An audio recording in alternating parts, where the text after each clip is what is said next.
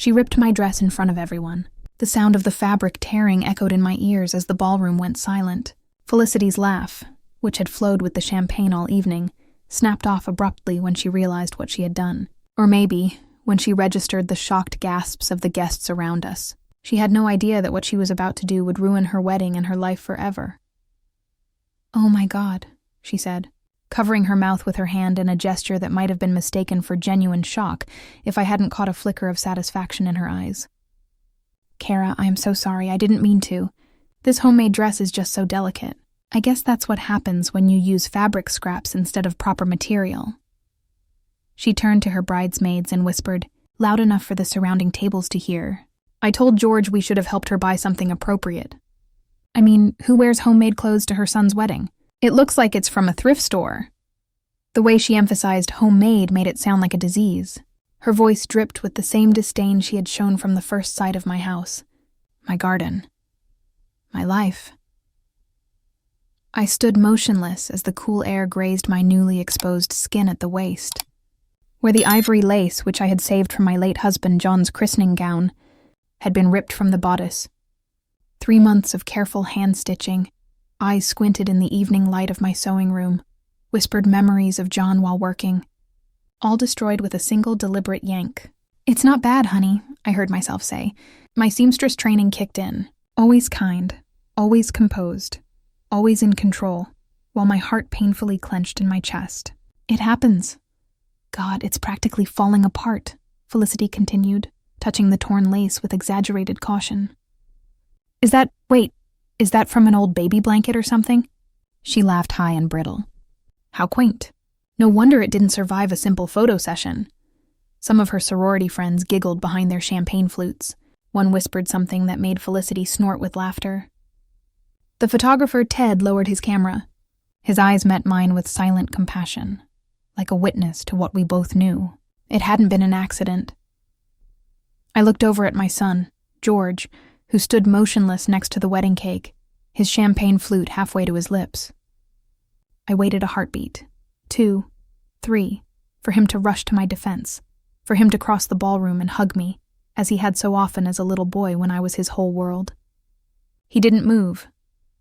"George, darling," Felicity said in a voice dripping with saccharine sweetness, yet loud enough to be heard. "Your mother had a little wardrobe malfunction. Maybe you could find her a place to change into something, well, less distracting." Suzanne Schaefer, Felicity's mother, glided up to my side.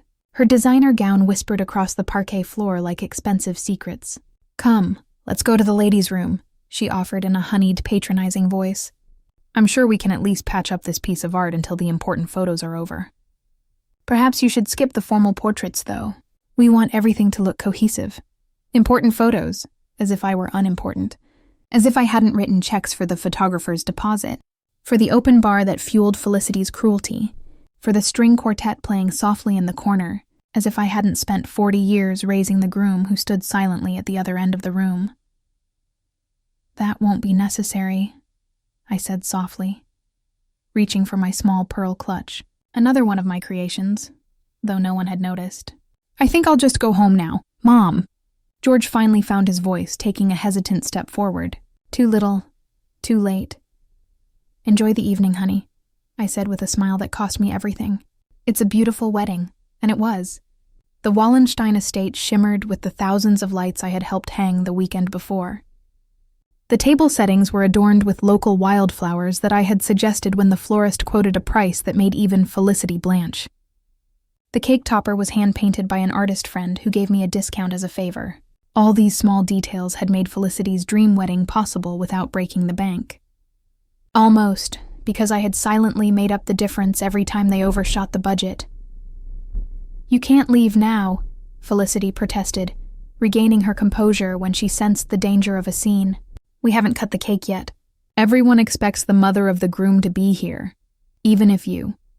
She vaguely gestured at my dress, at me, at everything I embodied that didn't fit into her perfectly curated celebration. "People will talk if you run off like a wounded bird," she added in a lowered voice, a hiss that only I could hear. Though honestly, that dress has already caused enough talk. Did you really think you could sew something appropriate for an event like this with your limitations?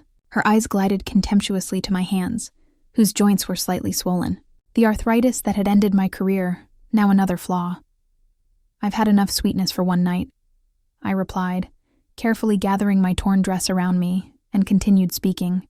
"And I believe I've contributed enough to this celebration to leave whenever I choose." To my right, I saw Martha, my oldest friend, rising from her seat with a murderous look. I subtly shook my head. "Not now, not here."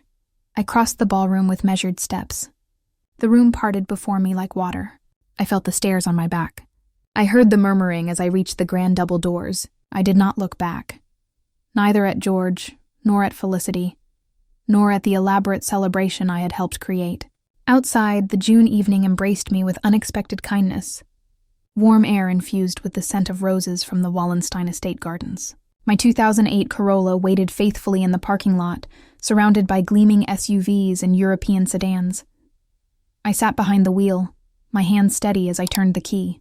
It wasn't until halfway to my small house on Maple Street, with its overflowing garden and creaking porch swing, that I let the first tear fall. Just one for John, who would never have stayed silent. For George, who had. For the lace that had survived 6 decades, only to be destroyed in a moment of casual cruelty. The little house greeted me, dark, but familiar. I walked through the rooms without turning on the light. My fingers traced surfaces I knew by heart. The sideboard John had built when we married. The quilt my mother had sewn for George's birth. The worn leather armchair where I had nursed my son through countless ear infections and nightmares. In the bathroom, I carefully pulled off the remains of the dress. The tear was considerable, from the waist to the hip, exposing the simple slip beneath. A clean, deliberate pull, not the accidental snag Felicity had claimed. I placed it on the sewing table to examine later, though I already knew it couldn't be invisibly mended. Some damages cannot be undone, only incorporated into a new design. I put on my nightgown and robe, brewed a cup of chamomile tea, and sat at the kitchen table. The old-fashioned wall phone, which George always made fun of me for keeping, hung silently on the wall.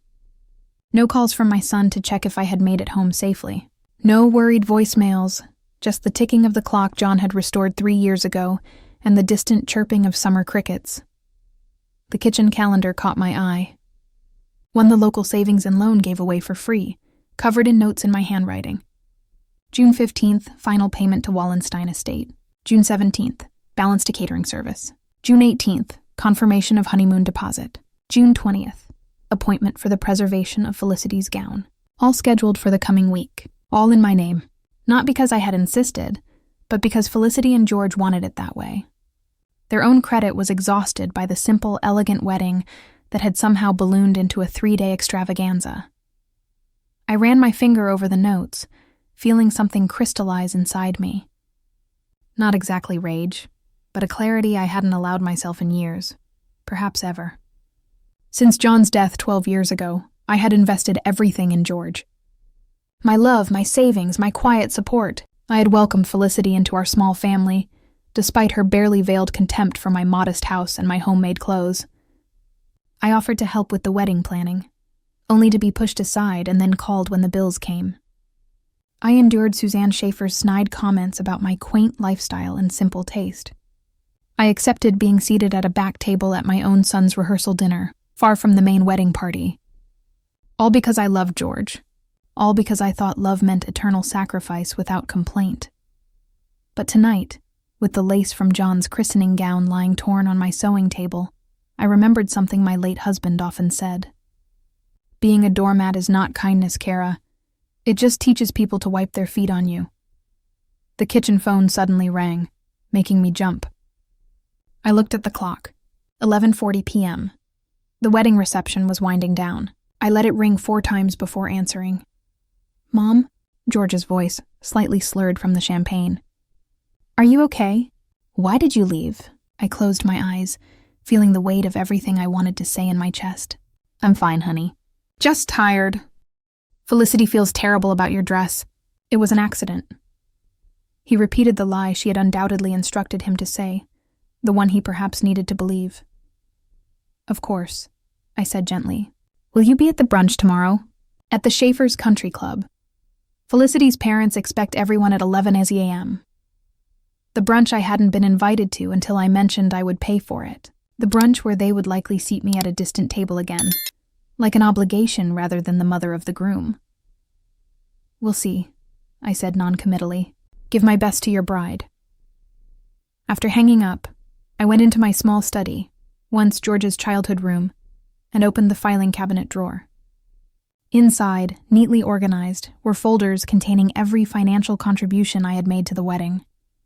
Receipts for deposits, payment confirmations, contracts bearing my signature, not for display, but not hidden either, simply maintained with the precision that had made me the most sought-after seamstress in Auerbach before the arthritis prematurely ended my career.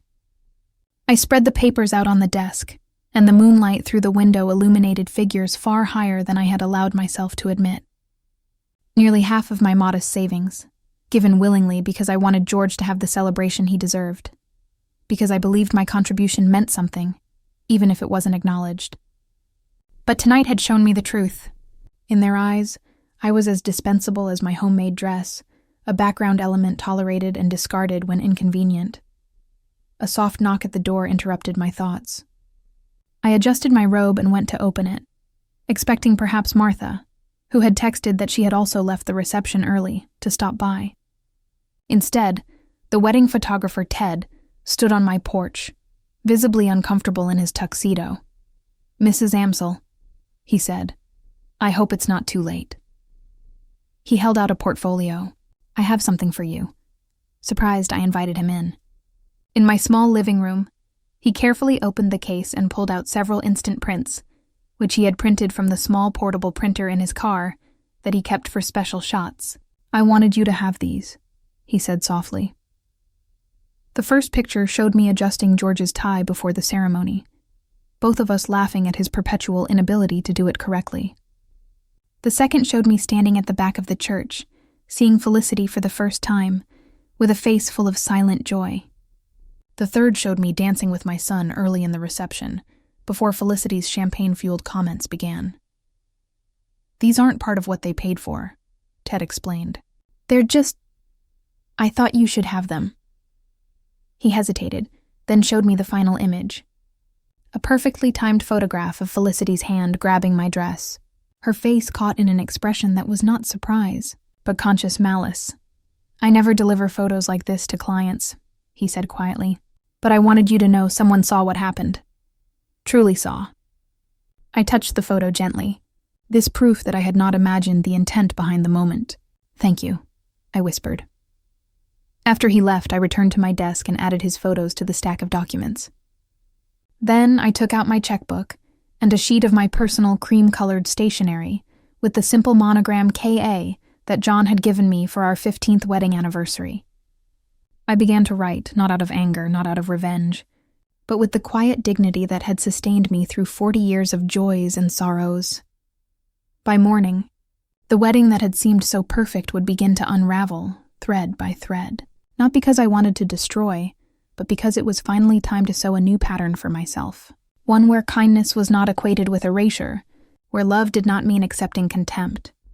Where this seamstress, after a lifetime of mending the tears of others, finally addressed her own.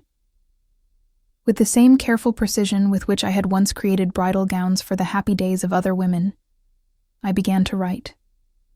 Not out of anger, not out of revenge, but with the quiet dignity that had carried me through 40 years of joys and sorrows. I drafted 3 letters. The first to Wallenstein Estate. "Dear Mr. Hartman, I regret to inform you that I will not be remitting the final payment of $4,000 for my son's wedding reception as previously agreed. As the contract is in my name, I am exercising my right to terminate the agreement. Please direct all further communications regarding this matter to me, not the bridal couple. Sincerely, Cara Amsel. The second to Bellissimo Catering. Dear Ms. Rossi, I hereby terminate the balance payment of $300 for catering services at the Schaefer-Amsel wedding. As the contracting party, I am withdrawing my financial support. Please consider our business relationship concluded. Respectfully, Cara Amsel. The third, to Blue Horizon Travel regarding the honeymoon package on the Amalfi Coast. To whom it may concern, please cancel the honeymoon for George and Felicity Amsel. scheduled for June 18th. As the holder of the account that made the deposit, I will not be completing payment for this package. Please refund the reimbursable portion of the deposit to my original payment method. Thank you, Kara Amsel. Each letter was measured, polite, and absolutely final, with no explanations, no emotional appeals, just the simple retraction of financial support that had been taken for granted. I sealed the envelopes, affixed stamps, and placed them by the door to be mailed in the morning. Then I opened my laptop, the modest one George always said needed replacing, though it suited me perfectly, and wrote similar emails to the remaining vendors, the florist, the string quartet, and most satisfyingly, to L'Atelier Preservation, where Felicity had booked the most expensive package for the preservation of her designer gown. As I worked, a strange calm settled over me. It was not revenge. It was a reclamation, not just of my money, but of my dignity, my right to be treated as more than a convenient ATM or an embarrassing obligation.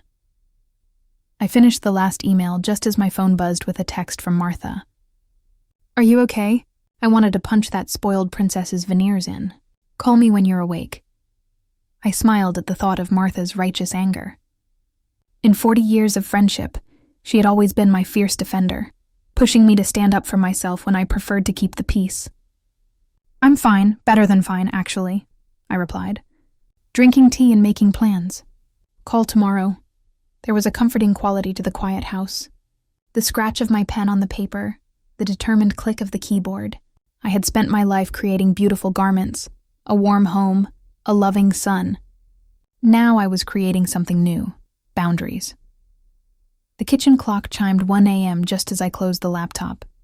I should have been exhausted, yet a buzzing energy flowed through me. A certainty I hadn't felt since John's death. I remembered the nights I had stayed up to finish an urgent wedding order, my hands moving tirelessly through delicate beadwork while the rest of the city slept. The same concentration, the same clear purpose. Except this time, I wasn't sewing someone else's dream. I was unraveling the illusion I had been living in. I slept soundly for the first time in months, without the wedding anxieties that had plagued me since George and Felicity announced their engagement.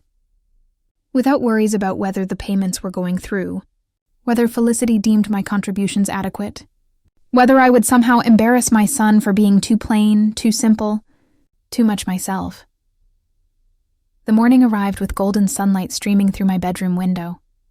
I stretched, feeling oddly light, despite the events of the previous night, or perhaps because of them. The torn dress still lay on my sewing table, a problem for another day. Today, I had other things to do. I put on a simple cotton blouse, another one of my creations, although Felicity would undoubtedly find it quaint, and brewed coffee. The kitchen calendar, with its neat financial notations, now looked like a minefield I had narrowly avoided stepping on. All those payments, all that money I would have continued pumping into an event that had already shown me my true place in my son's new life. As I sipped my coffee, standing on the porch and inhaling the scent of the climbing roses that John had planted the year before he died, I heard the unmistakable rumble of Martha's old Jeep coming down the street. She appeared a moment later with a box of pastries and an expression of grim determination. "I brought backup," she announced, setting down a box of almond croissants from Bergman's Bakery, "and I want all the details. Don't leave out a single word that little entitled witch said." I patted the porch swing next to me. "It's handled, Martha. I've already taken care of it." "Taken care of what, exactly?" She looked at me suspiciously as she sat down. "If you tell me you're going to apologize to her for leaving early, I swear—" "I canceled all the outstanding payments," I said softly. "Everything. The remaining balance for the venue, the catering balance, the honeymoon deposit, the precious preservation of Felicity's gown, all of it." Martha's mouth dropped open. Then a look of profound satisfaction spread across her face. "Well, look who finally found the steel spine. Kara Amsel. I've waited 30 years for this moment." "It felt like the right time," I said simply. "Years too late," Martha corrected. "Since that girl entered George's life, she's treated you like something she scraped off her designer shoe. And George lets her." Martha's indignation had steadily grown over the 2 years of George and Felicity's relationship. "Remember Christmas, when they accidentally left you off the dinner invitation, and then acted surprised when you showed up? Yes, I remembered that, as well as my seat in the back corner at the engagement party and Felicity's constant comments about my modest house and practical clothes. A pattern I had excused every time for George's sake. Last night was different, I finally said. It wasn't just Felicity being Felicity. It was deliberate, public, and George just stood there. And then let me guess, Martha continued. He called later with some excuse about it all being an accident? Martha knew my son almost as well as I did. Right on schedule, I sighed. I raised him better than that, Martha. I know I did. You did, she affirmed. But he's an adult now, making his own choices. Bad ones, obviously, but his. She bit into a croissant, crumbs scattering on her lap. When will they find out about the cancellations? Soon. The letters are going out today. The emails went out last night. Martha raised an eyebrow. You've already done it. Without hesitation, without second-guessing. Who are you, and what have you done with my conflict-avoidant friend? I smiled, watching a hummingbird dart between the porch flowers.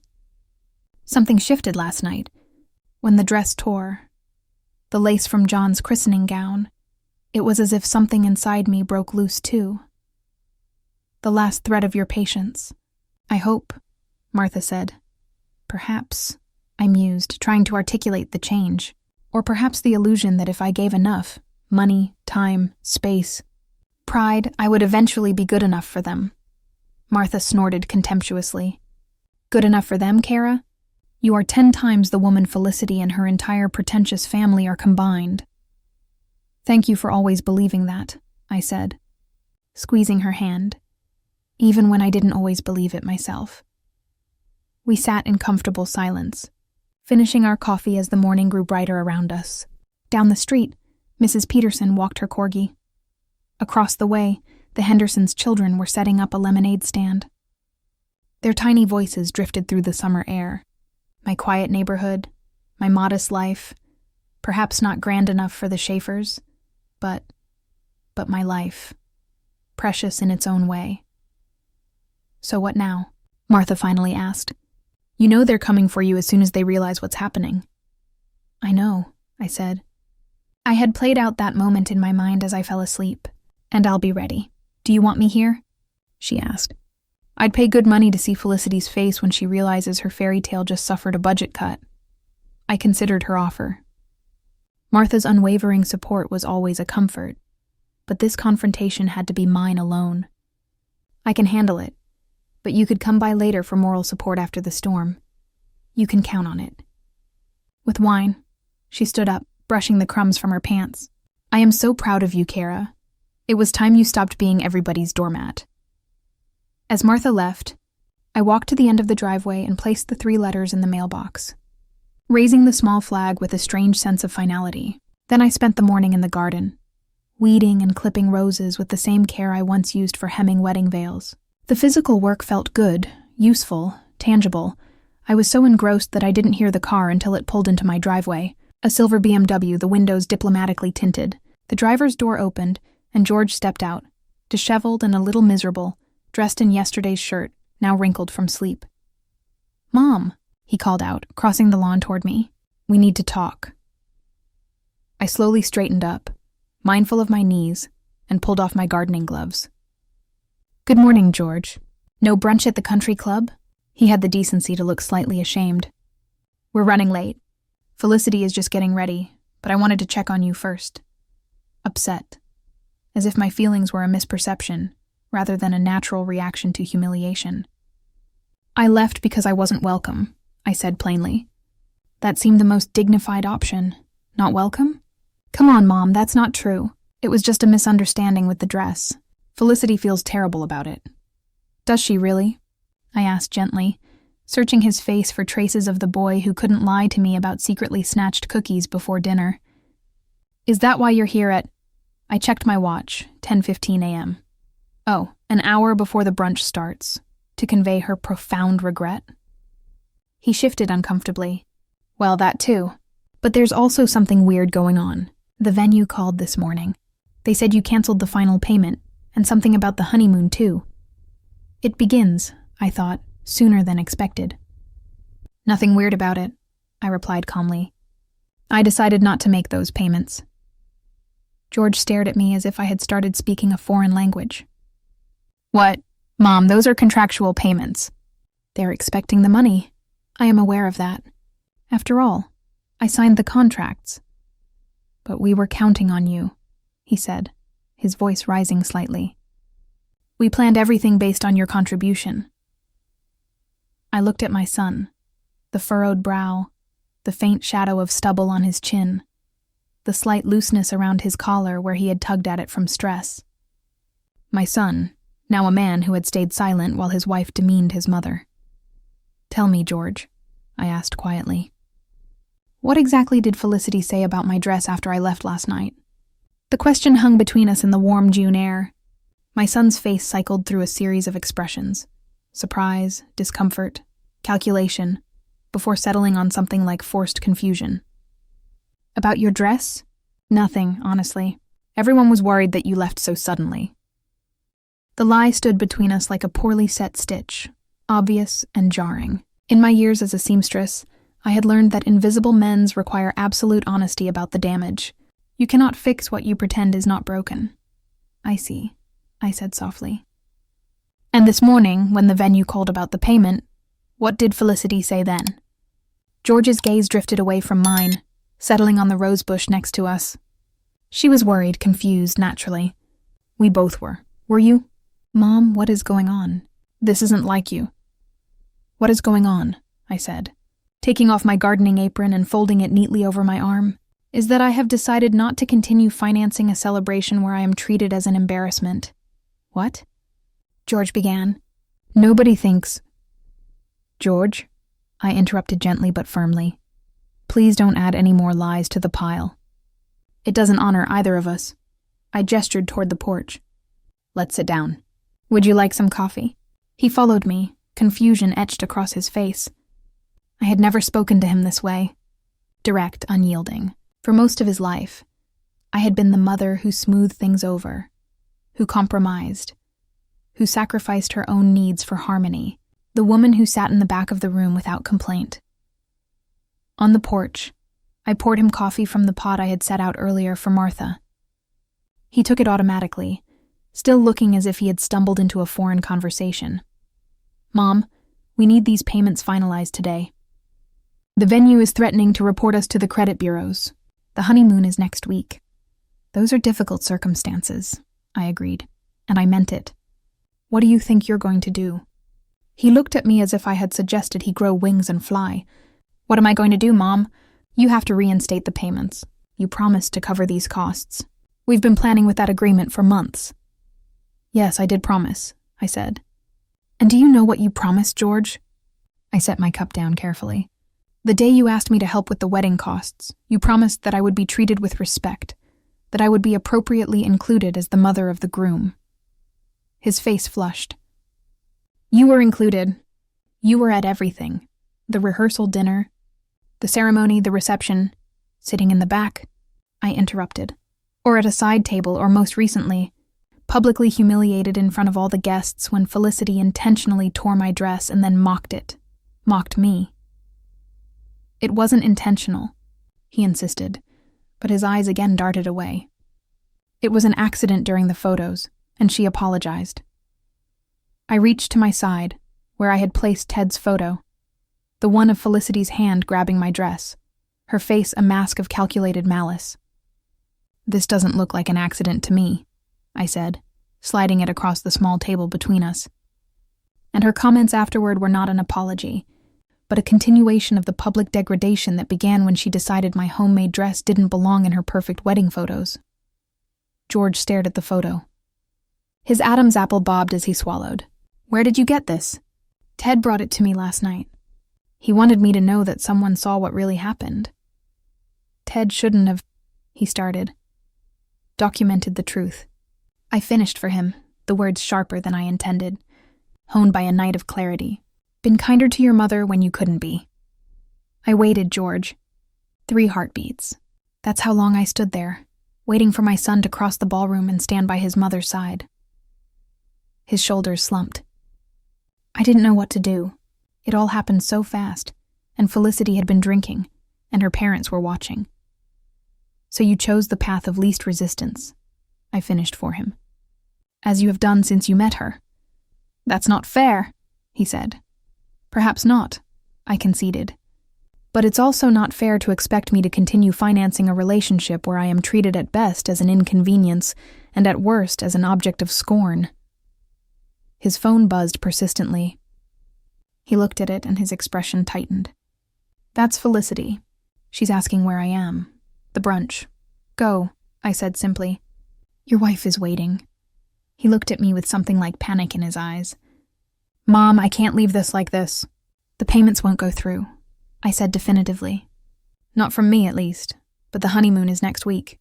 The final venue balance is due today. We don't have that kind of money lying around. I understand that this is a difficult situation, I said, and I meant it. But perhaps this is an opportunity to begin your marriage on an honest footing, to live within your means instead of beyond them at my expense. His phone buzzed again, more urgently. He answered with a clipped, Yeah, I'm coming. Just give me a few minutes. After hanging up, he looked at me, his expression like that of a drowning man. Mom, please, I'm begging you. We can talk about all of this later, sort out the hurt feelings, but right now we need those payments processed today. Hurt feelings, I repeated quietly. The minimizing phrase stung like a slap. Is that what you think this is about? Hurt feelings? I know Felicity can be difficult sometimes, and what happened with your dress was regrettable. Regrettable is a rain shower on your wedding day, George, I said. What happened last night was deliberate cruelty, and your silence made you complicit. His face suddenly hardened. So this is a punishment, making us scramble for thousands of dollars we don't have because you're angry about a ripped dress. No, I said, my voice steady despite the pain his words inflicted. It's that I refuse to continue enabling behavior that diminishes me. It's not a punishment. It's self-preservation. Felicity will be furious, he said, more to himself than to me. I can imagine, I said, but that is between you and your wife. I gathered our empty mugs. You should go. You'll be late for brunch. He stood up, running a hand through his hair, the same gesture he'd made since childhood when faced with a problem he couldn't charm his way out of. This isn't over, Mom. We'll work something out today. But we need to talk about this. Really talk.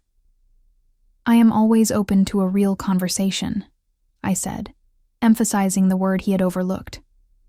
But it must involve a genuine acknowledgement of what happened and what it means. As he turned to leave, uncertainty replaced frustration on his face. For a moment, I saw the boy looking to me for guidance, for comfort, for the boundaries that made him feel safe, even when he pushed against them. I love you, Mom, he said softly, even if I haven't shown it well lately. I know, I replied, because despite everything I did. I love you too, enough to believe you can be better than this. His car disappeared down the street, leaving me alone on the porch with the scent of the roses and the strange lightness that comes with speaking the unvarnished truth after years of careful, pleasant avoidance. I knew that the conversation with George was just the first skirmish. The real battle would come when Felicity grasped the full extent of what I had done. The cancellation of the payments, the withdrawal of support, the destruction of her perfect wedding weekend. But for the first time in years, I wasn't afraid of the conflict. There was a strange freedom in having nothing left to lose. Inside, I washed our coffee mugs, contemplating what to do with the day that stretched ahead. Normally, my calendar would have been full of wedding-related tasks, confirming payments, coordinating final details, preparing for the post-wedding brunch I was no longer invited to. Instead, I had a day that was entirely mine. I decided to call Ruth, an old friend from my seamstress days, who had been asking me for months to join her quilting circle. I had always declined, worried that Felicity or George might need me for a wedding emergency. The thought made me smile now, a sad acknowledgement of how I had organized my life around their convenience. But before I could pick up the phone, the sound of tires on gravel announced another arrival. I looked out the window and saw a gleaming white Range Rover pulling into my driveway, at an angle that suggested haste and anger. Even through the tinted windows, I recognized Suzanne Schaefer's perfectly coiffed blonde hair in the passenger seat. Behind the wheel, her face etched with furious lines, sat Felicity. The true confrontation had arrived sooner than I expected. I straightened my shoulders and smoothed my simple cotton dress. A lifetime of sewing wedding gowns had taught me that simple elegance lasts longer than flashy trends. A lifetime of raising my son alone had taught me that love does not require a doormat. And the past night had taught me that some fabrics, once torn, reveal an entirely new pattern. I opened the front door and stepped onto the porch, ready to face whatever came. Felicity emerged from the Range Rover like a storm front, designer sunglasses perched on her nose despite the shade of my maple tree. Her white summer dress, undoubtedly chosen for the country club brunch, looked absurdly festive in contrast to her thundering expression. Suzanne followed, more deliberate. Her calculating gaze swept over my modest house, as if assessing its resale value and finding it lacking. "What in the world do you think you're doing?" Felicity demanded without preamble, storming into my driveway. No greeting, no pretense of courtesy. "Good morning, Felicity. Suzanne." I nodded to them, my hands folded. "I assume George spoke with you." "He called in a panic about the venue payment," Felicity said. "Then he disappeared to come here and now he won't answer his phone." She reached the bottom of my porch steps, staring at me with unconcealed fury. "The venue manager is threatening to cancel our brunch tomorrow if the final payment isn't made by noon. That's in..." She checked her watch, a gaudy, diamond-encrusted thing. 90 minutes. "That is a tight window," I agreed gently. "Are you enjoying this?" She spat, taking another step up the stairs. "Is this your idea of revenge because your feelings got hurt last night?" Suzanne stepped to her daughter's side, her expression a carefully composed mixture of concerned disapproval. "Kara, dear, I understand you might feel a little overlooked in all the excitement. That happens sometimes with mothers of the groom. But surely you don't want to ruin George and Felicity's special celebration over a simple misunderstanding." A simple misunderstanding? The same dismissive framing George had tried, now deployed with Suzanne's practiced condescension. "There was no misunderstanding," I said quietly. "Your daughter intentionally tore my dress and then publicly mocked me." "That's ridiculous," Suzanne scoffed. "Felicity would never..." "I have a photograph," I interrupted. Something I rarely did, but it felt strangely satisfying. The wedding photographer clearly captured the moment. Her hand, I looked directly at Felicity, grabbing my dress, with an expression that can only be described as intentional. Felicity's composure wavered for a moment before she recovered. "A photo can take a millisecond out of context. I was trying to help you with your dress and it tore. Let's be honest, Kara. It wasn't exactly made of high-quality material." The jab was meant to wound, to shift the blame from her responsibility to my inadequacy. 6 months ago, it would have worked. Today, it did not. "The lace was from my husband's christening gown," I said plainly. Irreplaceable, and her subsequent comments made her intentions very clear. "My God, seriously, you're going to ruin a $30,000 wedding weekend over a piece of old fabric?" Felicity's voice rose, carrying through my quiet front yard. Mrs. Peterson, walking her corgi again, slowed her pace to observe the spectacle. "Grow up. I am not ruining anything," I replied calmly. "I am merely refusing to pay for it. There is a difference." "You promised," Felicity said, actually stomping her foot like a child denied a toy. "We signed contracts based on your promise. I committed to helping with a reasonable wedding for my son. What you created was a 3-day extravaganza, far beyond what anyone needs or can afford. And yes, I agreed to help because I wanted George to be happy, but I did not agree to be treated like an embarrassment while funding your social ambitions." Suzanne stepped in, adopting a more strategic tone. "Kara, we all say things we don't mean when we're tired or stressed. Wedding planning is exhausting, as you know from your former work." She emphasized the last words, as if my career had been trash collecting instead of creating artistry. "If Felicity said anything that upset you, I'm sure she is deeply sorry. Aren't you, darling?" Felicity's face suggested she would rather eat glass than apologize, but she managed a clipped, "Of course. If I said anything insensitive, I apologize." The non-apology hung between us, hollow, formulaic, lacking any genuine admission or remorse. "Thank you," I said, neither accepting nor acknowledging, but recognizing the effort. "But my decision stands. I will not be making any further payments."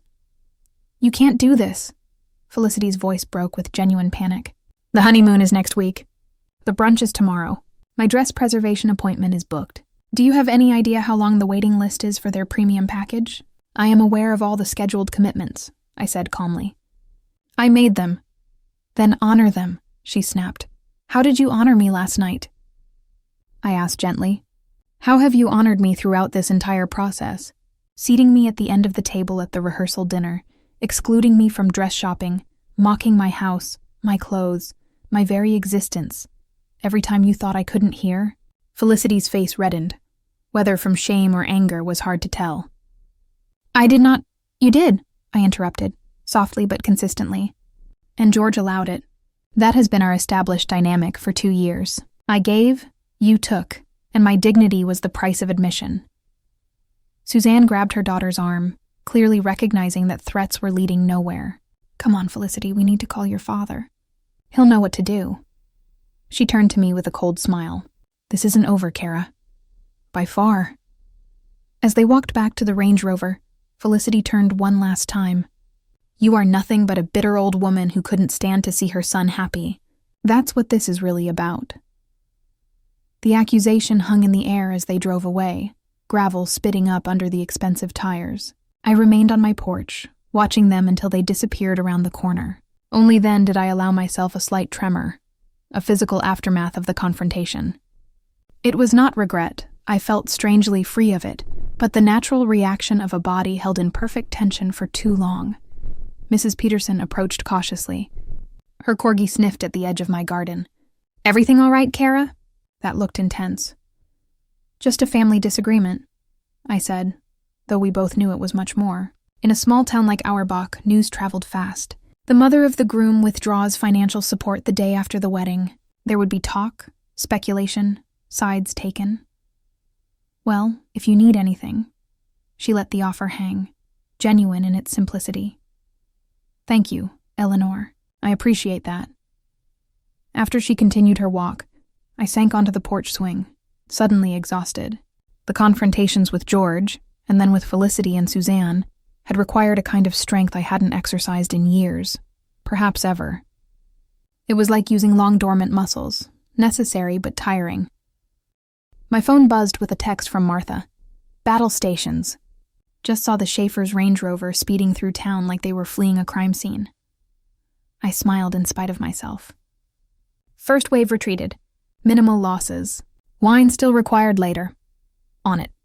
4 p.m. with reinforcements. Hold the line, General." I set the phone aside and closed my eyes, letting the gentle rocking of the porch swing soothe me. The day was still ahead of me, still mine to claim, but first, I needed a moment of silence to process what had happened and what was still to come. Because Suzanne had been right about one thing. It wasn't over. Not yet. I must have dozed off on the porch swing, lulled by the rhythm and the emotional depletion. Because the next thing I remember is a shadow passing over my face. I opened my eyes and saw Ted, the wedding photographer, at the foot of the porch steps, looking uncertain. "Mrs. Amsel, I'm sorry to bother you," I called, but I sat up, brushing a strand of hair from my face. "Ted, this is unexpected." He shifted his weight from one foot to the other, his professional camera bag slung over one shoulder. "I know this is awkward, but I thought you should know. Things are getting complicated." "In what way?" I asked, though I could guess. "I got a call about an hour ago from Mrs. Schaefer. They want me to delete certain photos from last night, including, well, the one I gave you." He moved up a step or two, lowering his voice, though no one was near. "They're also threatening to withhold my final payment unless I sign a statement saying the incident with your dress was entirely accidental." So, they were already in damage control mode, trying to erase the evidence and construct a narrative where I was just an oversensitive mother causing trouble. "And what did you tell them?" I asked, more curious than worried. After all, I already had the photograph. That I don't compromise my professional integrity for anyone, and that my contract clearly stipulates the terms of the final payment. He shrugged slightly. "I'm just building my business. I can't afford a reputation for manipulating reality to suit clients. That must have been difficult, I acknowledged. The Schaefer family has considerable social influence. They do, he agreed. But my father always said, integrity costs more upfront, but pays better dividends. He paused. There's something else. They're saying they canceled all the wedding payments, that the post-wedding brunch might not happen. That's true, I confirmed, seeing no reason to hide it. He nodded slowly. I figured. They also asked me to be flexible with the final bill. Reading between the lines, I think they suddenly have liquidity problems. I felt a pang of compassion for the young man caught in the crossfire of a family drama. I'm sorry if my actions complicated your payment situation. No apologies, he said with surprising firmness.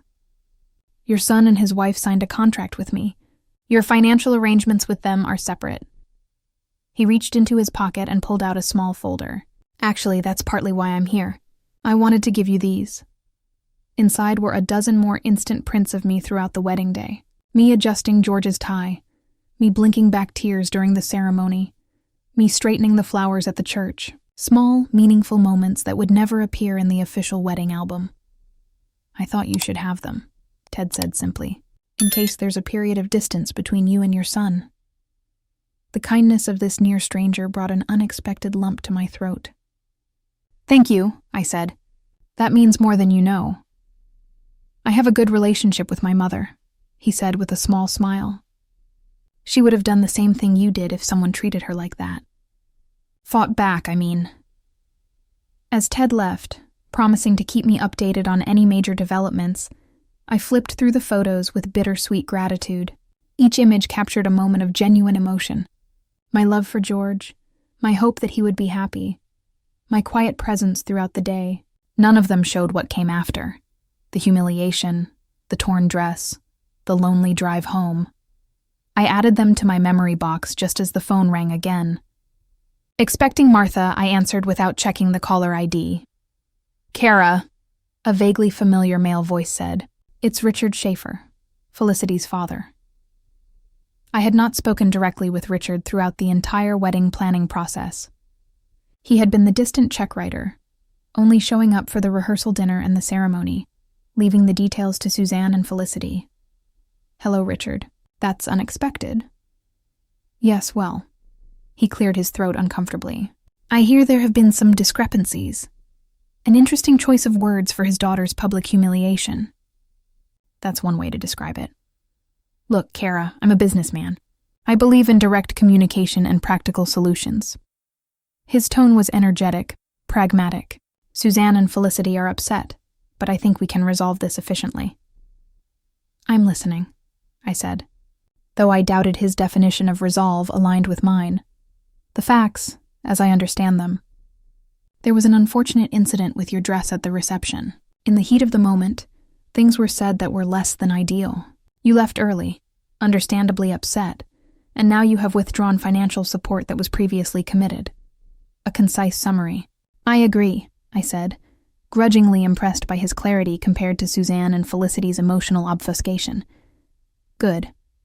So, here's what I propose. I will cover the remaining costs, the venue balance, the catering, this preservation thing Felicity wants. In exchange, we all agreed to move forward civilly, for George's sake. The offer was tempting in its simplicity. George would be relieved of the financial burden. The wedding festivities would continue without interruption. Life would return to its old pattern, and there was the problem. That's a generous offer, Richard, I said carefully, but it doesn't address the real issue. And that would be respect, I said simply, or rather the lack thereof. Paying the bills without addressing the way your daughter and wife systematically treated me only reinforces the dynamic that led to last night. There was a long pause. I see. Another pause. Felicity mentioned you might want some kind of official apology. What I want is genuine acknowledgement that what happened was unacceptable. Not just last night, but the pattern of behavior that led up to it. I took a breath, and I want George to understand why I couldn't just continue as before. Richard sighed heavily. Kara, I'm trying to be reasonable. Suzanne and Felicity are, well, they're strong personalities. Getting them to admit fault is not my specialty, but I can fix the money problem. The money was never the problem, Richard. It was just the only leverage I had to be heard. Another long silence. You know, he finally said in a different tone. I always wondered why George's father wasn't in the picture. The apparent change of subject caught me off guard. John died when George was 8. Heart attack. I know that story. What I meant was a woman like you. Intelligent, capable, attractive. He cleared his throat. I assumed there would have been other men after your husband died. But there weren't, were there? No, I said, unsure where he was going. Raising George and building my business consumed all my energy, and then it just never happened. I thought so, Richard said, and there was something like genuine respect in his voice. You poured everything into your son, and now you're being pushed aside. The stark acknowledgement from the person I least expected left my eyes stinging. Suzanne did the same with our daughters, he continued, surprising me even more. Devoted, focused. The difference is, she expects something in return. Recognition, status by association, living through their successes. I heard ice clink in a glass. She would never admit it, but she's jealous of you. Jealous? I almost laughed. Of what? Your independence. Your quiet dignity. The fact that George calls you without being told to. Another clink of ice. The women in my family measure worth by externals. You measure it differently. That makes them nervous. I absorbed this unexpected insight, trying to reconcile it with the cold, dismissive Suzanne I knew. I can't force them to apologize and mean it, Richard said after a moment, but I can, man to woman, acknowledge that you deserved better than what happened last night. And I can tell you that withdrawing your financial support was probably the only thing that could get their attention. It wasn't an apology on behalf of his family, not even a solution, but it was something I hadn't expected. Recognition. Thank you for that, I said quietly. Don't thank me yet. They're still at war, and George is in the middle of it. Poor kid. He's not a kid, I gently reminded him. He's an adult man who made his choice when he remained silent last night. You're right about that, Richard conceded. Still, there's something you can do to smooth this over for everyone. I considered the question seriously. Could you encourage Felicity to think about why she felt the need to humiliate me? And could you remind George that respect is not optional in family relationships? I'll try, he said, though his tone suggested limited confidence. For what it's worth, I'm sorry you were treated that way. It hurts all of us. After hanging up, I sat still, letting the unexpected conversation sink in. Of all the reactions I had anticipated to my financial withdrawal, genuine understanding from Richard Schaefer was not one of them. The afternoon light faded into the gold of sunset as Martha's Jeep rolled into my driveway, right on time for our promised wine and conversation. As she emerged, a bottle in each hand, I felt a wave of gratitude for a friendship that required no financial transactions, no social posturing, no perfect facade, only the steady presence of someone who saw me clearly and valued what she saw. Whatever happened with George and Felicity, I was not alone, and perhaps that was the most important realization of all.